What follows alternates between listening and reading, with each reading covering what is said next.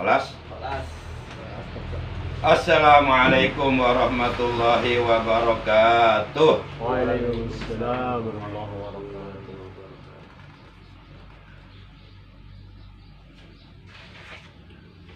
Nahmadullaha alladzi khassana bita'limil Qur'anil azim wa nusalli wa nusallimu ala man talaqqal Qur'ana min ladun hakimin alim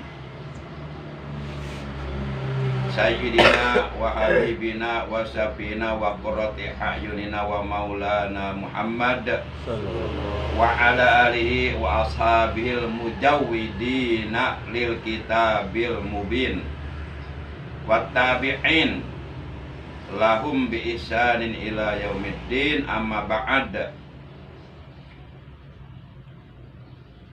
Segenap at-tulab fi hadzal ma'hadul islami as-salafiyah Saifuddiniyah Istiqomah rahimakumullah wa adakumullah. Taklim sabah pada subuh hari ini adalah merupakan pertemuan yang keempat, jadi baru 4 kali nama ini. Dan jadwalnya sekarang hari ini hari Ahad tanggal 4 Rabiul Tsani 1444 Hijriah adalah teori ahkamut tajwid, teori tentang hukum-hukum tajwid dengan marojih atau dengan referensi, dengan rujukan kitab Hidayatul Mustafid dan kitab Tuhfatul Ahfad. Baik, mari kita awali taklim kita pagi hari ini dengan menghadiahkan pahala dari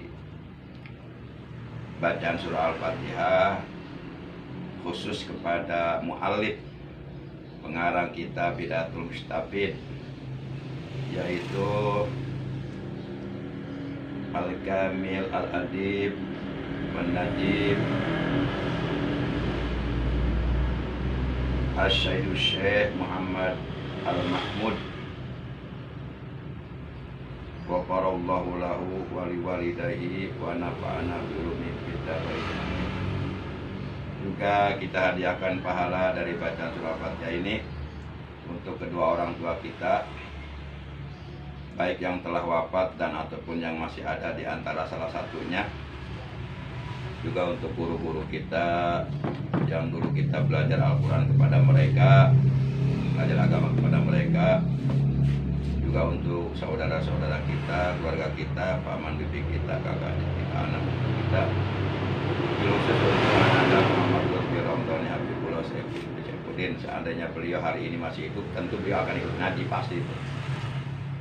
Namun beliau sekarang sudah dibahagiakan oleh Allah Subhanahu wa Ta'ala.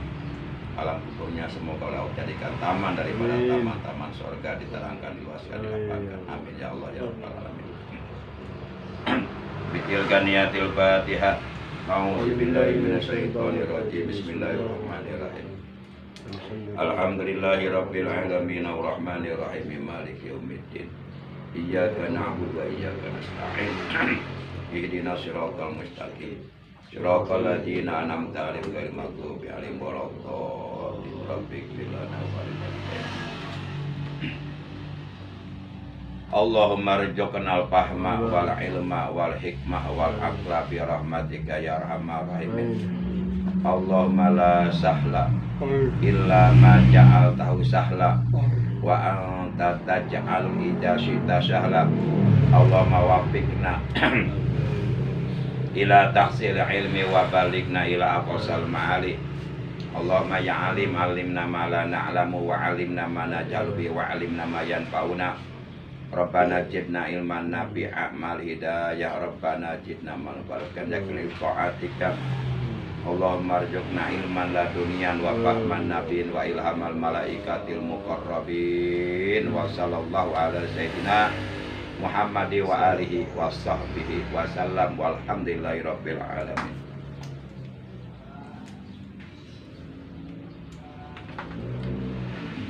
Astagfirullah. Diminum kopinya, Pak Dani. Ayo, sok. Sekarang libur, Pak. Masuk tadi. Jam? Jadi insya Allah jam setengah 7 izin pulang. Hah? Setengah 7 izin pulang. Setengah 7. Ya. Bismillahirrahmanirrahim. Ma haqiqatut tajwidi lugatan wa istilahan. Ini yang kita bahas ini sekarang nih dari mukadimah. Ma haqiqatut tajwidi. Apa hakikatnya ilmu tajwid? Jadi sebenarnya yang kita pelajari dari ilmu tajwid itu apa? Hakikatnya ilmu tajwid itu apa? Lugatan menurut lugah atau menurut bahasa, wastilahan dan menurut istilah. At-tajwidu bermula ilmu tajwid lugatan menurut lugah atau menurut bahasa. Al-ityanu bil jayid. Al-ityanu bil jayid artinya mendatangkan terhadap bacaan yang bagus, bacaan yang benar, bacaan yang fasih. Nah, itu hakikat ilmu tajwid menurut lugah atau menurut bahasa, yaitu al-ityanu bil jayyid. Waalaikumsalam. Ayat. Kumaha? Rada sehat ayeuna? Mendingan, mendingan kan. Akang sifat aya kene batukna ieu.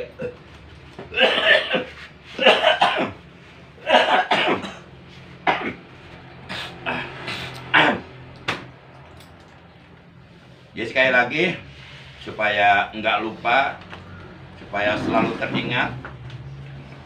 Jadi hakikat ilmu tajwid adalah al-ityanu bil jayyid.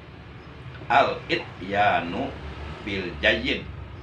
Al-ityanu bil jayyid itu artinya adalah mendatangkan bacaan yang bagus. Nah, itu hakikat ilmu tajwid menurut lugah. Nah, dari sini aja, dari pengertian hakikat ilmu tajwid menurut lugah saja, kita sudah dapat menyimpulkan.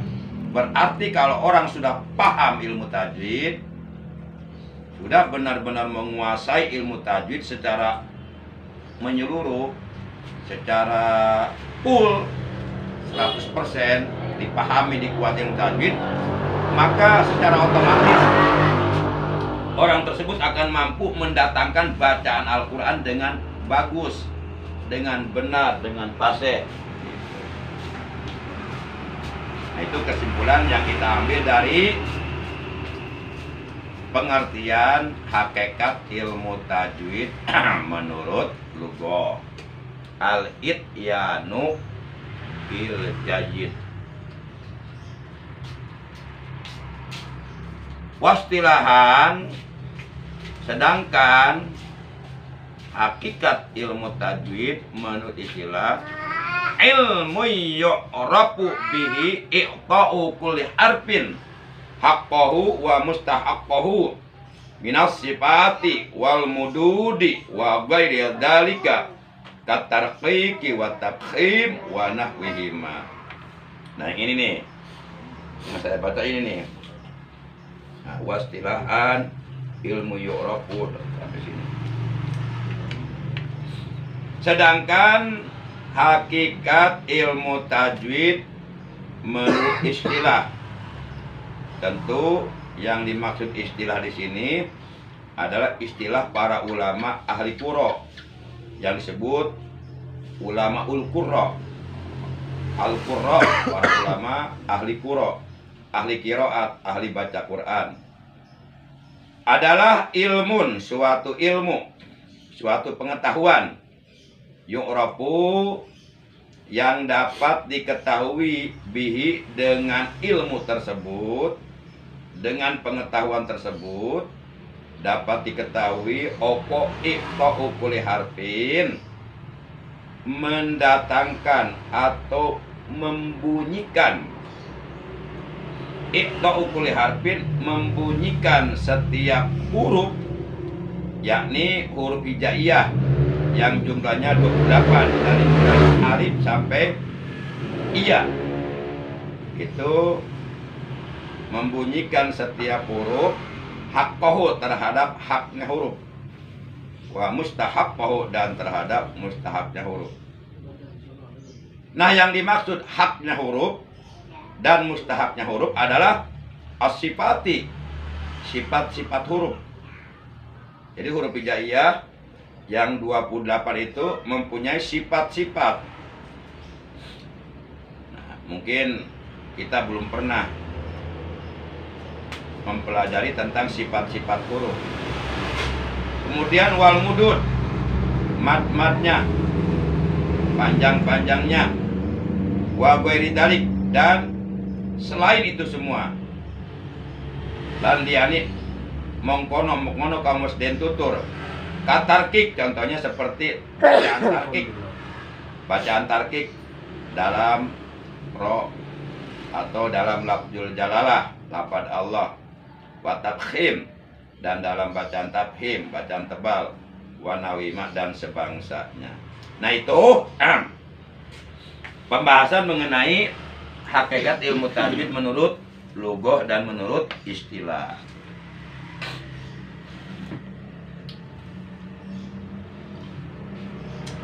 Sampai di sini dulu, kira-kira apa yang barusan disampaikan bisa diterima dengan baik, bisa dicerna dengan baik, bisa dipahami, bisa dimengerti.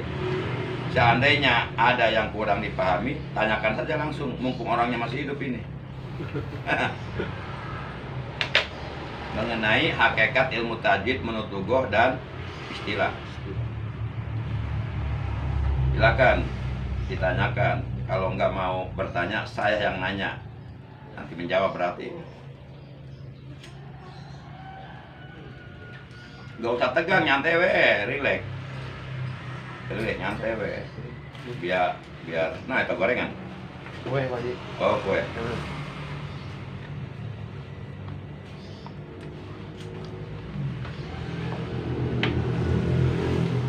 Sifat-sifat huruf berarti ada penjelasan tersendiri. Ada khusus. Nanti bahkan ada pasal tersendiri yang membahas secara khusus tentang sifat-sifat huruf. Itu ada nama-namanya. Seperti takrir, itu nama sifat huruf. Seperti hames, itu nama sifat huruf. Seperti huruf ta, tanis, itu kan sifat hurufnya hames, berdesis. As. Itu hames, itu nama sifat huruf. Takrir, hamas. Nanti ada khusus itu, tapi itu adanya di belakang. Setelah kita udah mempelajari pasal nun mati dan tanwin, pasal mimati, pasal di luar nun mati dan tanwin, di luar mimati. Setelah kita menguasai, memahami mad wajib mutasi dan seterusnya lah. Lafzul jalalah, tarkik, tafhim, dan seterusnya, rotarkik, rotafhim. Nah, baru pembahasan tentang sifat-sifat huruf ada di ujung di sini. Di halaman terakhir ada tentang sifat-sifat huruf. Jadi kita belajarnya ya ibarat ngitung ngapain lah, 1, 2, 3. Seperti tahrif, itu sifat nama sifat huruf, tahrif.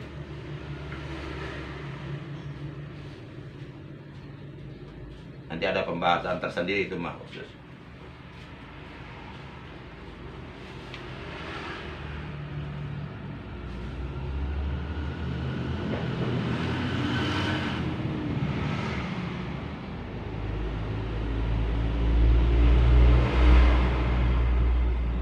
Nanti ada pasal secara khusus membahas tentang pembagian wakaf.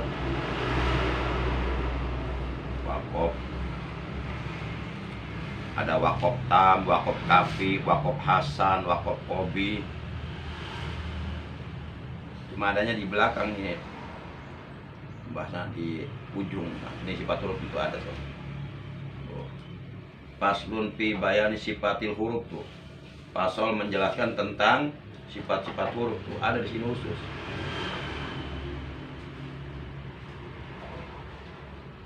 Di sifat huruf itu ada 17. Sifat huruf itu ada 17. Tapi nggak dibahas sekarang, nanti aja. Baik, jadi hari ini kita berusaha untuk memahami untuk mengerti tentang pengertian hakikat ilmu tajwid menurut lugah dan menurut istilah. Jadi kalau umpama aja ini, umpama ada seseorang bertanya kepada kita, apa sih hakikat ilmu tajwid menurut bahasa? Jawabannya al-ityanu bil jayid, itu jawabannya yang tepat. Al-ityanu bil jayid artinya mendatangkan bacaan yang bagus. Al-ityanu bil jayid. Adapun menurut istilah adalah suatu ilmu yang dengan ilmu tersebut dapat diketahui membunyikan setiap huruf hijaiyah yang 28 huruf itu menepati haknya huruf dan mustahaknya huruf, seperti sifat-sifat hurufnya pas gitu. Jadi nggak hilang sifat-sifat hurufnya. Kan kadang-kadang kita baca huruf ta aja sifat hurufnya hilang, nggak ada hamesnya. Padahal itu mesti ada hames. As. Nah, itu kadang-kadang kita nggak hames, kita as. Kemudian mudud, tarkik, tafhim. Baik, kita tambah sedikit lagi. Ma goyatu ilmi tajwid. Ma goyatu ilmi tajwid. Apa goyahnya ilmu tajwid? Jadi ilmu tajwid itu ada goyahnya. Yang dimaksud goyah di sini penghabisannya, finishnya. Di finishnya atau penghabisannya atau goyahnya ilmu tajwid adalah bulughun nihayah, sampainya pada nihayah fi itqani lafzil Quran, di dalam membunyikan lafaz Al-Quran, alama tulukia, menetapi atas apa yang telah didatangkan minal hadratin nabawiyah, dari hadrah Nabi Muhammad Sallallahu Alaihi Wasallam al-absohiyah, di mana beliau itu baca Qurannya paling fasih. Jadi manusia sealam jagat raya yang paling fasihat dalam membunyikan ayat-ayat Quran adalah Nabi kita, Nabi Muhammad Sallallahu Alaihi Wasallam. Wakila, dan dikatakan pula bahwa goyahnya ilmu tajwid atau penghabisannya atau finishnya atau tujuan akhir gitu daripada kita mempelajari ilmu tajwid adalah saunul lisan. Saunul lisan itu artinya lisan kita akan terpelihara. Lisan kita akan terjaga, terpelihara. Dari apa? Anil khoto'i, dari kesalahan. Fi kitabillahi ta'ala, di dalam membaca kitab Allah Ta'ala, yaitu Al-Quran. Jadi otomatis secara otomatis kalau seseorang sudah benar-benar memahami, menguasai ilmu tajwid secara keseluruhan, secara total menyeluruh, itu otomatis dijamin lisannya itu, lidahnya itu akan terpelihara, terjaga gitu. Anil khoto'i fi kitabillahi ta'ala, dari kesalahan ketika membaca kitabullah Al-Quran. Nggak mungkin salah. Ya contohnya para ulama ahli qiraat lah. Ya kalau di Indonesia contohnya qori terbaik, juara tingkat internasional seperti Haji Muammar Z.A, Haji Jumaidi, Haji Milwan Batubara, Haji Nanang Qasim, dan masih banyak lagi yang lainnya, Hawasi dari Banten. Itu orang-orang ahli baca Quran. Nggak mungkin mereka salah baca Qurannya. Kenapa? Karena mereka sudah benar-benar menguasai ilmu tajwid. Bahkan mereka lebih dari itu, mereka mempelajari, memahami qiraah sab'ah, qiraah yang 7 gitu. nggak mungkin salah. Jadi itu jaminan dari Allah dan Rasulnya.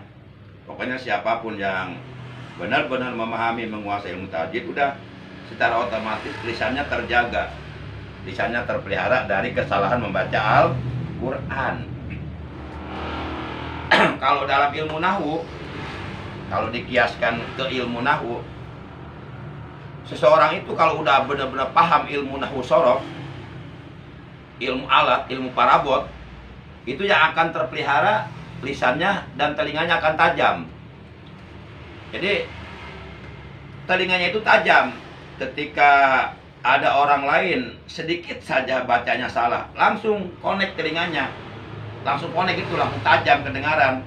Yang seharusnya dibaca A, dia baca I. Yang seharusnya dia baca I, dia baca A. Itu langsung ketahuan. Nah, kalau orang nggak paham ilmu nahwu sorof, ya biasa-biasa aja. Anggapan dia itu si pembaca nggak ada yang salah.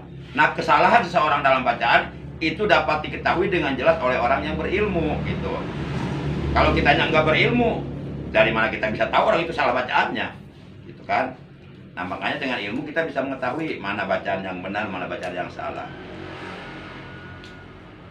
Artinya kalau kita benar-benar udah menguasai ilmu tajwid, tentu kita akan menerapkan ilmu tajwid ke dalam bacaan Quran dengan sebaik-baiknya, secara maksimal, secara optimal. Adapun ketika umpama kita sudah berusaha maksimal, berusaha optimal menerapkan ilmu tajwid, mempraktekkan ilmu tajwid ke dalam bacaan Al-Quran, ternyata menurut Allah dan Rasul masih ada yang salah, itu di luar kekuasaan kita. Itu karena yang paling benar adalah Allah dan Rasulnya. Benarnya kita didasari dengan ilmu, benarnya kita. Nah, kalau umpama logikanya didasari dengan ilmu aja masih salah, apalagi tanpa ilmu, udah ketahuan pasti salahnya gitu kan.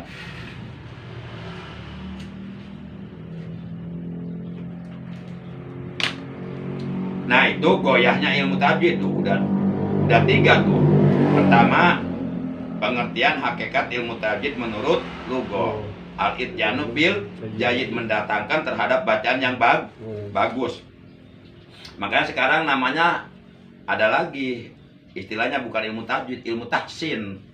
Ada lagi, itu terobosan baru, ilmu tahsin. Nah, yang kedua, pengertian hakikat ilmu tajwid menurut istilah, udah tadi dibahas. Yang ketiga, goyahnya ilmu tajwid atau penghabisannya ilmu tajwid. Nah, sekarang yang ke 1, 2, 3. Yang ketiga sekarang mengenai hukum syara', hukum agama dalam mempelajari atau dalam mengetahui ilmu tajwid. Di sini diterangkan mahukmus syari'i fi ilmi tajwid.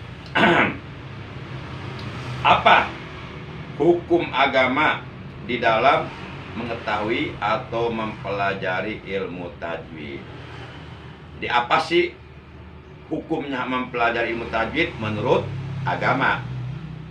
Kalau sholat 5 waktu kita udah tahu hukumnya wajib, fardu ain.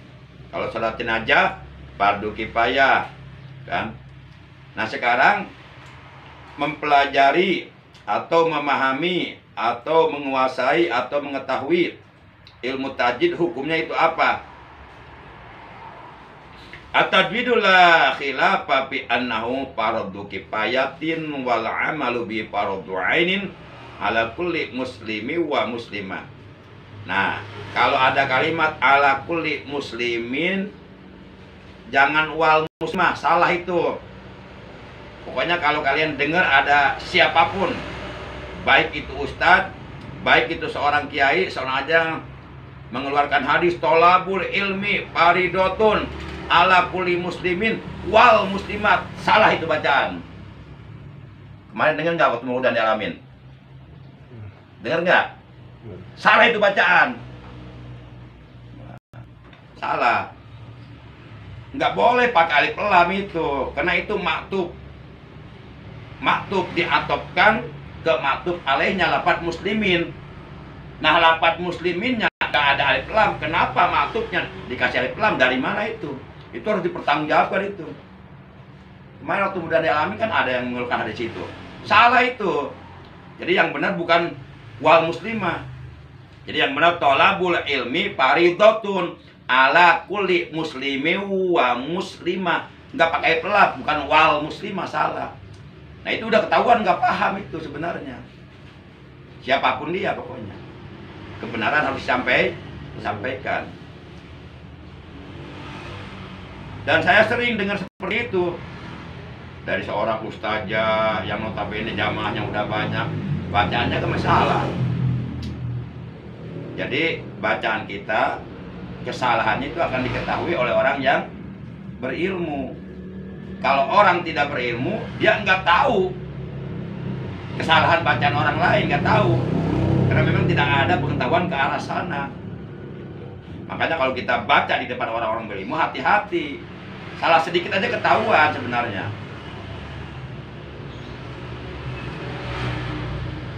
Nah, jadi di sini terangkan at-tajwidu, mempelajari ilmu tajwid menurut hukum syara', hukum agama, yaitu agama Islam, agama kita. La khilafah, itu tidak ada ikhtilaf, tidak ada perbedaan pendapat di kalangan para ulama. Artinya seluruh para ulama sealam dunia, baik ulama Hanafiyah, ulama Malikiyah, ulama Syafi'iyah, ulama Hambaliyah, mereka semuanya qadit tafaqo, mereka sungguh semuanya telah bersepakat. Ittafaqo, mereka sepakat semuanya. Annahu fardu kifayatin, bahwasanya mempelajari ilmu tajwid hukumnya fardu kifayah. Sama seperti hukum menyolatkan jenazah, fardu kifayah. Kalau umpama ada orang Islam meninggal dunia, kemudian jenazahnya tidak ada yang menyolatkan sama sekali, seorang pun nggak ada yang menyolatkan, maka seluruh orang-orang Islam, ya, terutama kaum laki-laki yang biasa menyolatkan jenazah. Kalau perempuan boleh nggak menyolatkan jenazah? Jarang ya? Jarang. Boleh nggak? Boleh. Ya jarang kan bukan berarti nggak boleh kan? Boleh nggak? Boleh. Ada larangan nggak perempuan menyolatkan jenazah? Nggak ada. Nggak ada. Tapi jarang sih. Jarang. Kecuali kalau laki-lakinya udah nggak ada semua. Laki-laki masih banyak kok. Canda semua. Iya. Karena kalau perempuan kan sensitif perasaannya, takutnya nggak kuat gitu. Nanti bukannya nyolatin jenazah malah nangis. Nah, sama sekali itu jenazah tidak ada yang menyolatkan. Maka seluruh orang-orang Islam yang sudah mukallaf, yang sudah balik, berakal sehat, ya, semuanya berdosa. Berdosa, dosa akibat tidak ada yang menyolatkan jenazah gitu. Berdosa semuanya. Kemudian umpama ada satu orang yang menyelamatkan tuh. Jadi orang tersebut paham, wah ini kalau nggak ada yang menyolatkan semuanya berdosa nih. Dia maju nyolatin jenazah sendirian. Nah maka semuanya bebas dari perbuatan dosa akibat tidak menjalankan apa? Fardu kifayah. Jadi fardu kifayah itu kewajiban tersebut akan gugur manakala sudah ada yang melakukannya terhadap kewajiban tersebut, maka gugurlah kewajiban itu.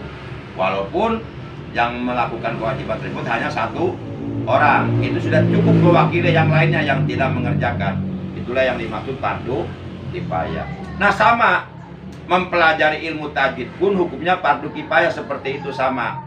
Artinya kalau umpama di Cibuduk ini nih, di Cibuduk atau di Parung Banteng atau di Gardu atau di Bekang, ya sama sekali tidak ada orang Islam mukallaf yang belajar ilmu tajwid, ya. Padahal kalau dicek di data, orang Islam yang mukallaf di Cibuduk banyak, di Gardu banyak, di Parung Banteng banyak, di Bekang banyak. Tapi dari sekian banyaknya orang Islam yang mukallaf yang ada daerah-daerah tersebut sama sekali tidak ada yang belajar ilmu tajwid, maka setiap hari itu dosa semua. Semuanya dosa kebagian. Kalau sama sekali tidak ada yang belajar ilmu tajwid. Ada yang belajar dari gardu, berarti orang gardu bebas tuh, nggak dosa.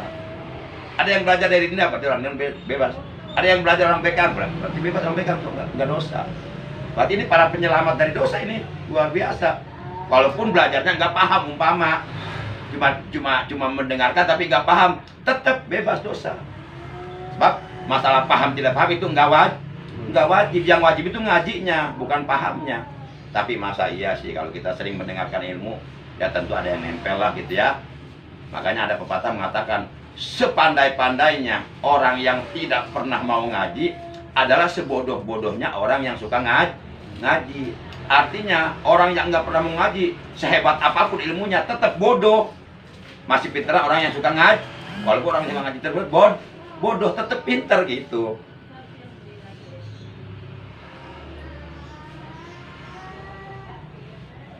Nah itu mengenai hukum mempelajari ilmu tajwid adalah fardu kifayah.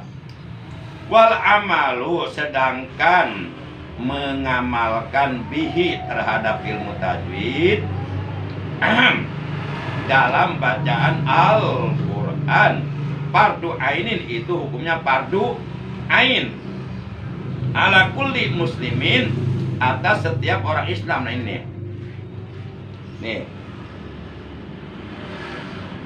ala kulli muslimin. Muslimin ada alif lamnya enggak nih? Lihat tuh.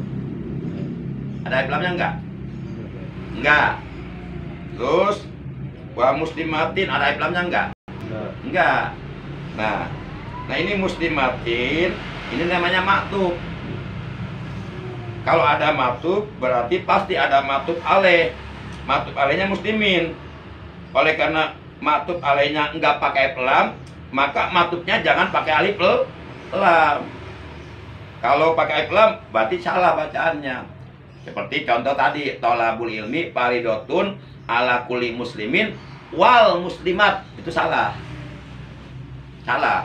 Dibawa kemanapun salah, mau dibawa ke kiai manapun salah tetap. Gak usah jauh-jauh Jawa Timur, kejauhan lah, kesini aja deh datang.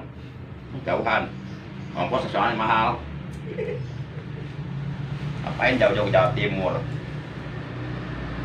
Salah.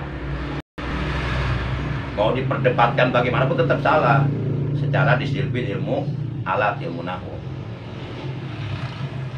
Nah, jadi mengamalkan ilmu tajwid, mempraktekkan atau mengimplementasikan, mengaplikasikan, merealisasikan ilmu tajwid ke dalam bacaan Al-Quran, itu hukumnya fardu ain atas setiap orang Islam, baik laki-laki maupun wanita yang sudah mukallaf.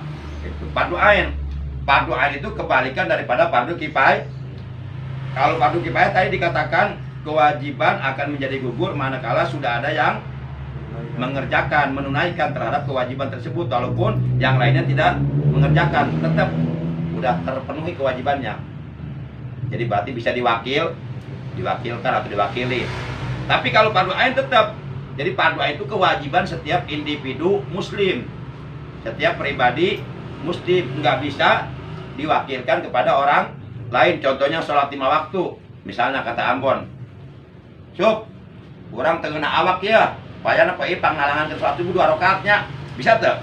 Tuh bisa lah. Kayak kurang diberi hadiah misalnya, diberi hadiah lah randa misalnya. Najis tuh ya. Nggak bisa, itu fardu nggak bisa diwakilkan pada orang lain. Artinya kalau si A baca Qur'annya salah, yang dosa ya si A. Yang dosa si A. Yang lain nggak dosa, kecuali yang lain mendengar bacaan si A itu salah dan dia tidak mau meluruskan bacaan yang salah, maka baru dia dosa karena dia bersikap masa tidak mau membenarkan bacaan yang salah. Ya gimana mau membenarkannya, dia sendiri juga nggak paham, nggak tahu salahnya, ya berarti sama-sama bloonnya itu namanya. Itu cengkedut. Gitu. Udah sampai sini aja cukup. Jadi pertama pengertian hakikat ilmu tajwid menurut lughah. Yang kedua menurut istilah. Yang ketiga goyahnya ilmu tajwid. Yang keempat hukum mempelajari ilmu tajwid adalah fardu kifayah. Yang kelima hukum menerapkan ilmu tajwid ke dalam bacaan Quran adalah fardu ain atas setiap orang Islam baik laki-laki maupun perempuan yang sudah mukallaf. Cukup segitu. Allah alam bisa. Silahkan sekarang bebas untuk tanya jawab. Pertanyaan nggak mesti relevan dengan materi yang sudah sampaikan. Di luar materi nggak apa-apa, masalah apa juga boleh. Kalau saya tahu jawabannya saya sampaikan, jawabannya kalau nggak tahu ya mungkin ditangguhkanlah jawabannya. Jadi kita fair-fairan aja, bicara apa adanya aja. Kalau nggak tahu ya nggak tahu gitu, nggak usah belagu tahu gitu. Jangan sampai kita nggak tahu memaksakan diri untuk menjawab, bahaya itu. Apalagi masalah hukum agama bahaya. Silahkan kalau mau nanya mah bebas sambil ngopi. Memang kadang-kadang bertanya juga, kadang-kadang bingung nanya apa ya. Aing nanya naon ya aja bingung kadang-kadang. Bikin pertanyaan aja susah ya kadang-kadang.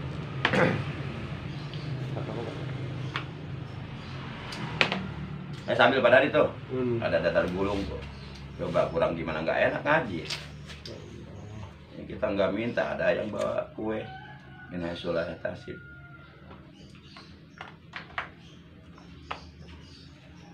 Ayo yang mau nanya silakan ngobrol. Ayo. Apa bedanya ilmu tajwid dan ilmu tahsin? Itu istilah apa? Pernah dengar ungkapan tahsin, ilmu tahsin? Pernah, sering. Ya. Ya sekarang yang dipakai sekarang di pesantren tahfidz biasanya. Di pesantren tahfidz biasanya. Itu mereka menggunakan istilahnya ilmu tahsin. Sebenarnya itu dua kata atau dua lafaz, dua kalimat yang berbeda, tapi mengandung arti sama. Itu disebutnya kalau dalam ilmu balago namanya mustarok. Kalimat mustarok, ada mustarok, ada muradif. Kalau dalam bahasa Indonesia kan ada sinonim, ada antonim. Nah itu jadi ada dua kata yang berbeda mengandung arti sama. Ada lagi satu kata mengandung arti banyak, ada lagi. Nah, atau banyak kata tapi artinya satu. Nah, itu sama. Jadi antara tajwid dengan tahsin itu dua kata yang berbeda. Beda ucapannya, beda tulisannya, tapi artinya sama. Tajwid atau tahsin secara bahasa artinya bagus. Jadi ilmu tajwid ilmu untuk membaguskan bacaan Quran. Ilmu tahsin juga sama, ilmu untuk membaguskan bacaan Quran. Cuma ini masalah bahasa saja, jadi beda menggunakan kata gitu. Tajwid itu sama dengan tahsin. Tajwid ya tahsin ya tajwid. Cuma dulu para ulama dulu menyebutnya dengan istilah tajwid. Nah, kalau istilah tahsin baru ini, akhir-akhir ini muncul gitu. Mungkin dari ulama kholaf gitu. Ya seperti dulu kita belajar Quran kan, belajar Quran kan dari tuturutan ya, juz amma ya. Alif fathah ba gitu kan diejak kan. Kemudian mim alif fathah ma ta fathah ta sin kasroh si fathah sum kasroh fit mata sipit gitu kan diejak dulu ya. Sekarang mah nggak ada tuh, karena munculnya metode Iqra langsung dibaca, alif lam mim alama gitu kan, alif lam ro alaro. Bahaya itu, rusak. Itu kalau nggak diterangkan sama gurunya bahaya. Nah, sama ya, jadi sama. Jadi dua kata yang berbeda tapi mengandung arti sama. Yang lain?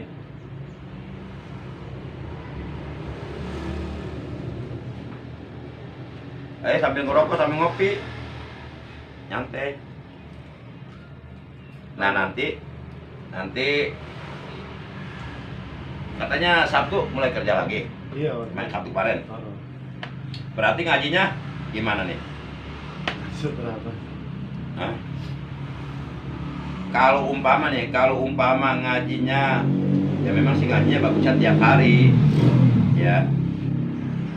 Ya kalaupun nggak tiap hari, minimal paling tidak ya seminggu 2 kali atau 3 kali lah. Jadi jangan sampai dalam 1 minggu itu kita sama sekali nggak ada ngajinya gitu. Nah ini pengennya seminggu 2 kali apa seminggu 3 kali nih? Pengennya? Seminggu 3 kali boleh. Boleh? Siap? Ya. Oke, kalau siap mah. Biar lebih disiplin gitu. Iya, yang sih bagusnya tiap hari. Ya kita belajar seminggu 3 kali dulu. Kalau umpama dalam tempo 1 tahun kita ngaji seminggu 3 kali lancar, kita tambah seminggu 4 kali. Oh lancar 1 tahun, tambah lagi seminggu 5 kali. Jadi proses lah, bertahap nggak sekaligus lah. Cantik gitu. Nah kalau ternyata lancar, udah tiap hari lancar, udah. Setiap hari ngajinya 2 kali, pagi dan sore, lancar. Setiap hari 3 kali, pagi, siang, sore, lancar. Udah setiap hari ngaji terus. Sampai diajiin di kuburan. Nah, kita mau ngomong atuh. Itu bayarnya. Bayar gratis. Ya udah kita tetapkan, kita sepakati seminggu 3 kali ya. Nah kalau untuk hari Ahad, ya, kan ini kerja. Berarti yang 2 hari lagi hari apa tuh mau diambilnya? Ambilnya kan Senin sampai Ahad tuh 7 hari. Nah Ahadnya udah ada tuh Ahadnya. Nah yang 2 hari lagi mau ngajinya di hari apa gitu maksudnya? Terus Pak, yang nggak ada jadwal ngaji subuh aja pakai gitu. Yang nggak ada jadwal ngaji? Ngaji subuh di luar. Oh di luar. Ya kalau subuh kan ada, Sabtu ada di muridnya. Ya udah, berarti kita ngajinya coba Ahad, Senin, Selasa, Rabu. Ya. Berarti pertama Ahad, kedua Ahad, Senin, kedua Rabu ya, Ahad, Rabu, terakhir Ahad, Rabu, Jumat jadwalnya. Kira-kira bisa nggak? Insyaallah. Ahad, Rabu, Jumat. Nah, jadi kita sepakati ngaji seminggu 3 kali, Ahad, Rabu, Jumat. Waktunya kalau bisa mah setiap selesai subuh langsung. Kalau bisa mau usahakan lah, gitu. Jadi kalau ngajinya selesai sholat subuh, kita udah sholat subuh berjamaah, zikir berjamaah, udah berdoa, kan langsung ngaji, ada kopi, ada cemilan kan. Pas banget itu. Kalau agak siang agak panas cuacanya gitu.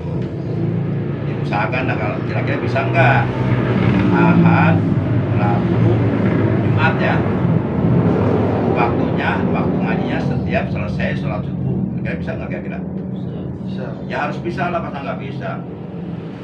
Harus bisa. Sebenarnya nggak ada yang nggak bisa kalau kita mau mah. Kalau ada kemauan pasti bisa. Ini yang nggak bisa itu ya yang nggak ada kemauan.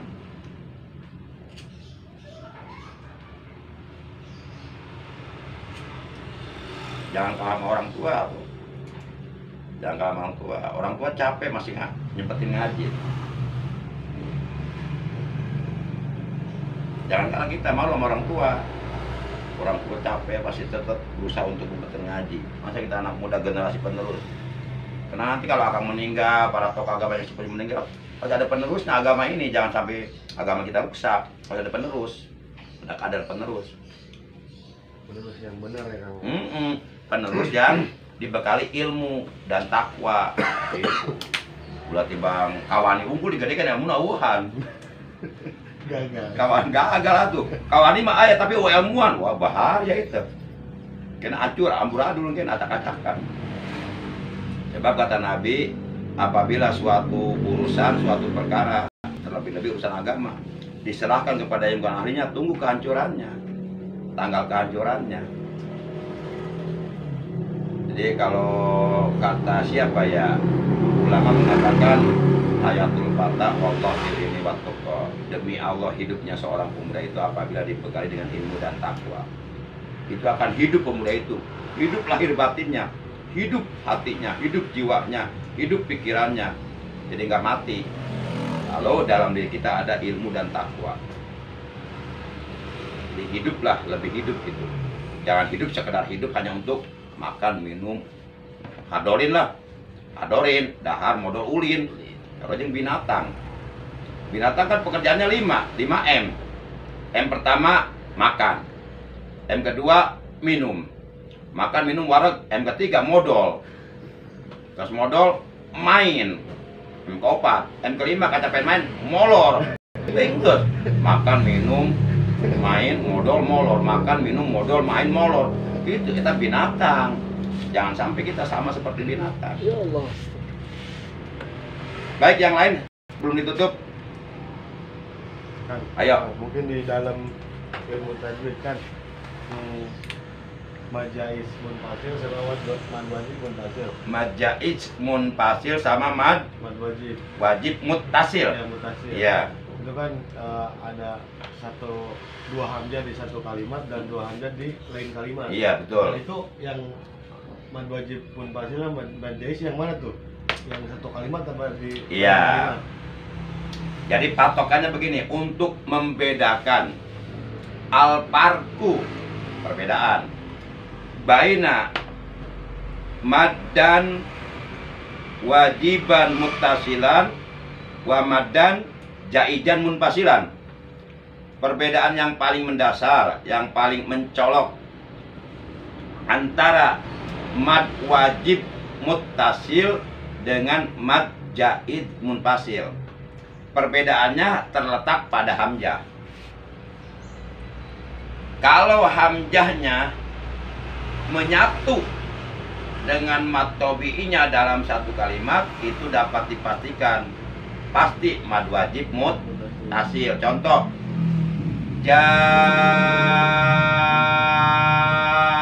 jaa. Berapa kalimat tuh? Satu kalimat.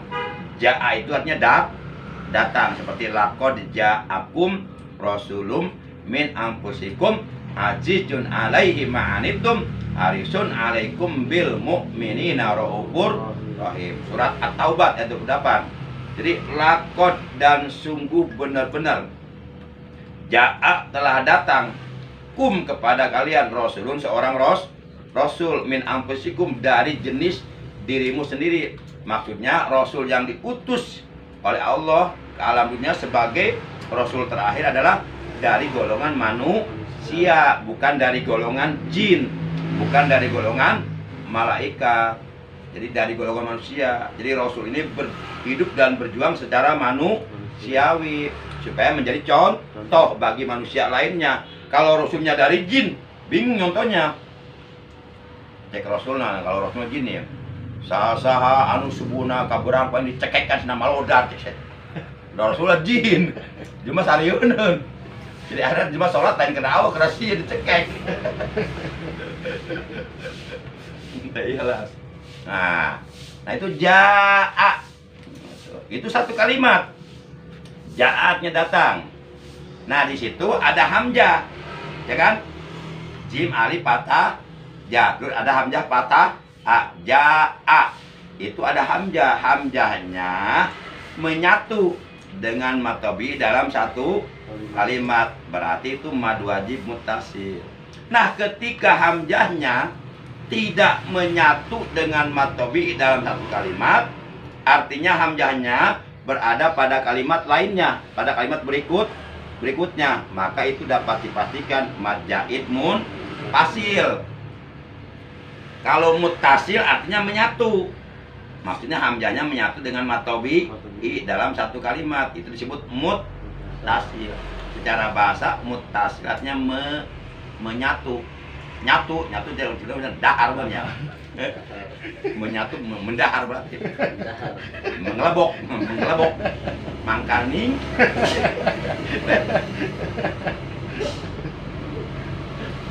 Nah kalau munfasil berarti terpisah. Jadi antara mad tabi'i dengan hamzah terpisah. Jadi mad tabi'inya berada pada satu kalimat, hamzahnya juga berada pada kalimat lain. Itu mad jaid munfasil. Munfasil artinya terpisah. Itulah cara membedakan antara mad wajib muttasil dan mad jaid munfasil. Jadi terletak pada hamzah. Kalau hamzahnya menyatu dengan mad tabi'i dalam satu kalimat, namanya mad wajib muttasil, contohnya jaa. Kalau hamzahnya berpisah atau tidak menyatu dengan mad tabi'i dalam satu kalimat, yakni hamzahnya berada pada kalimat berikutnya atau kalimat lain, maka namanya mad zaid munfasil. Seperti mana contohnya? Ada contoh banyak di Quran.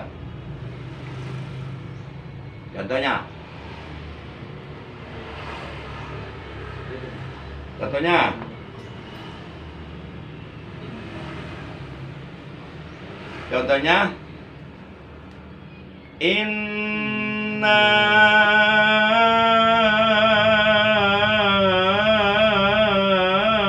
a'toinaka, ya kan? Inna itu matobi karena ada alif sebelumnya nah, terus di depan ada hamzah atau alif ya, hamzah, tapi hamzahnya enggak menyatu dengan kalimat inna, tapi hamzahnya ada pada kalimat lain, a'toinaka. Nah, berarti hamzahnya terpisah dengan matobi, berarti hamzahnya berada pada kalimat lain, itulah mad zaid munfasil. Gitu. Baik mad wajib muttasil maupun mad zaid munfasil itu boleh dibaca panjang 3 macam. Jadi bacanya boleh 3 macam, 3 wajah. Boleh hadar, boleh tadwir, boleh tartil, atau boleh kosor, boleh tawasud, boleh tul. Kalau hadar artinya bacaan cepat, itu patokannya 1 alif 2 harakat boleh. Kalau tadwir bacaan sedang, patokannya 2 alif 4 harakat. Kalau tartil bacaan sempurna, bacaan panjang, patokannya 3 alif 6 harakat. Jadi jaa boleh, iza jaa nasrullahi wal fath boleh, atau boleh iza jaa nasrullahi wal fath boleh, atau boleh yang tartil, yang panjang sekali, iza jaa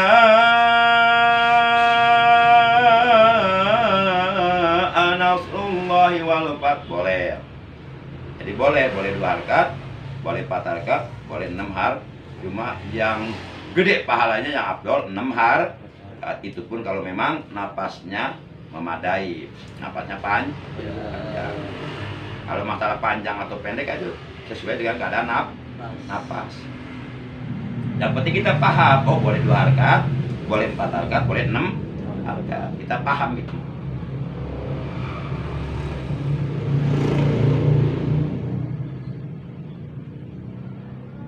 Yang lain? Ya. Untuk madlin, amun di tengah cara macana hukumnya kumaha anu di ujung kalimat. Ya. Menurut para ulama ahli qiraat, sebenarnya madlin atau mad lain itu, madlin itu mad yang ke-10 ya, dari mad far'i yang 13. Kan mad far'i itu ada 13. Mad wajib muttasil, mad zaid munfasil, mad dari sukun, mad badal, mad iwad, mad lazim musaqqal, kalimi mad lazim mukhaffaf, kalimi mad lazim musaqqal, harfi mad lazim mukhaffaf, harfi madlin ke-10. Kemudian mad sila, wasila dan tawila, mad tamkin, mad far'i 13 sudah. Nah, itu semuanya itu yang 13 disebutnya masuk dalam kategori mad far'i, mad yang bercabang. Cabangnya ada 13. Nah, menurut para ulama ahli qiraat, sebenarnya madlin atau mad lain itu hanya terjadi atau hanya ada di ujung kalimat. Kalau di tengah kalimat itu enggak ada madlin. Walaupun umpama ada wawu mati sebelumnya fathah, walaupun umpama ada iya mati sebelumnya fathah. Tapi kalau wawu mati sebelumnya fathah atau iya mati sebelum fathah berada di tengah kalimat, itu nggak ada madlin, jadi nggak usah dipanjangkan.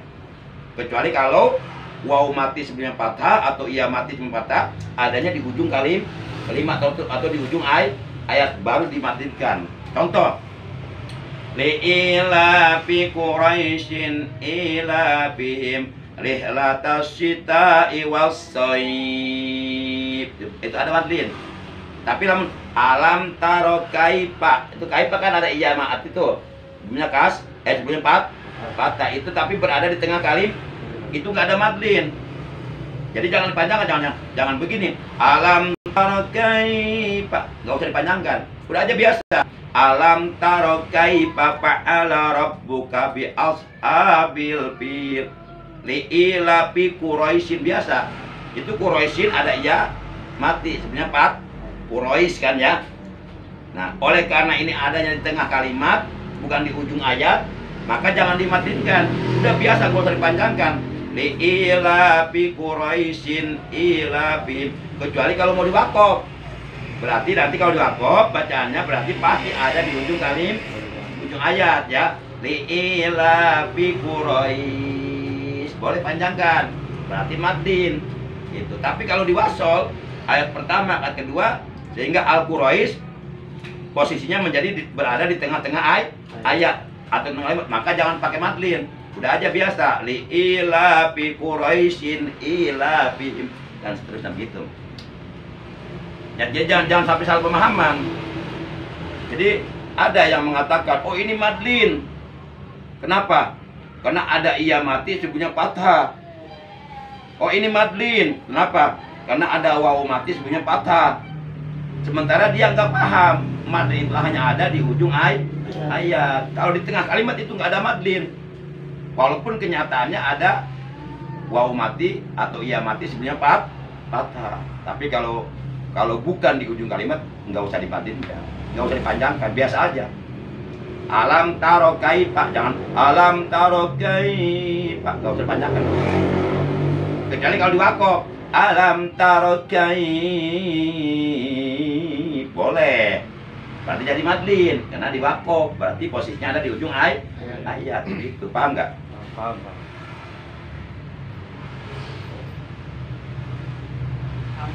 Ya. Pada nanya. Mangga. Cara membedakan huruf goin biar nggak jadi kol-kolah.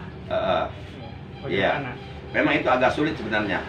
Akan juga kadang-kadang merasa kewalahan tuh membunyikan huruf ghain. Kemarin udah dibahas ya kan, huruf ijar ada 6. Huruf ijar yang 6 dibagi di 3. Ya, yang 2 berada di adnal halqi, pangkal tenggorok atau tenggorokan bagian bawah. Yang 2 lagi ada di wastul halqi, tenggorokan bagian Yang 2 lagi ada di a'lal halqi atau aksol halqi, tenggorokan bagian atas atau bagian ujung. Nah, huruf ogin itu adanya di aksol halqi, ada di ujung tenggorok. Ini tenggorokan bagian bawah, ini tengah. Nah, di sini nih ogin dan kha, ghairil, gha.